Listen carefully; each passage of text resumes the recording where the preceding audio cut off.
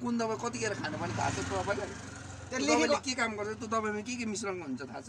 दबाई अब दबाई केबाट बनिन्छ, दबाई कसरी बनिन्छ, के को लागि तपाईँलाई दिनुभयो पुरै त्यो केको लागि बनिन्छ दबाई, के प्रोफेसरले यता खिच्दैछ भने झन् पुरा दिनु खोजेको क्या। तर यता फर्किनु, यता फर्किनु भन्नु। प्रोफेसरले जस्तै दिन्छ तपाईँलाई डक्टरले ज्वरोको दबाई खा भन, इक्जाम्पल ज्वरोको दबाई डक्टरले कतिखेर खा भन्छ, कति समय जान्दैन हुन्न। म डक्टर अहिले तपाईँ यहाँ सुन्नु मात्रै आएको, यहाँ काउन्सिलिङ सुन्नु आएको डक्टरको। म बिरामी भएको छैन, तपाईँ सुन्ने किन त्यसो भने नाटक तपाईँले भनेको अनुसार जवाब कुरै नगर्नु। तपाईँ त्यसो भए यो कुरै नगर्नु, जवाब पो दिएको छ तपाईँले। जवाब तपाईँले कुरा गर्छ चाहिने कुरामा डिस्कस गर्नु, एनएको बारेमा डिस्कस गर्नु।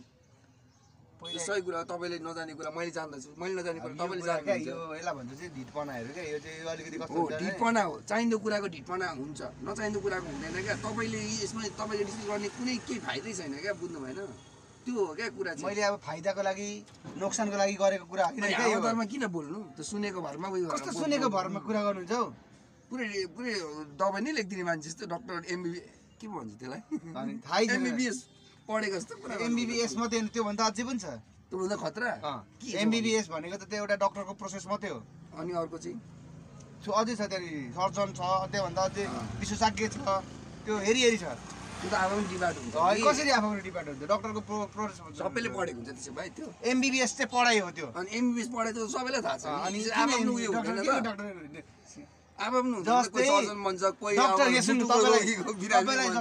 डक्टर रबिन एमबिबिएस एमडिडिए एमएन हो, त्यस्तो पछाडि थपिन्छ क्या। एमबिबिएस पढिसके पछाडि चाहिँ त्यहाँदेखि उता चाहिँ अरू शब्दहरू जान्छ क्या। अगाडि थपिन्छ जस्तो लाग्यो, पछाडि थपिन्छ। जस्तै तपाईँको नाम परशुराम, त्यो डक्टर अक्षर आउनुको लागि चाहिँ कति क्लास पढ्नुपर्छ त? अनि तपाईँले अब अगाडि डक्टर आउँछ जस्तो लाग्यो भन्नुभयो नि त।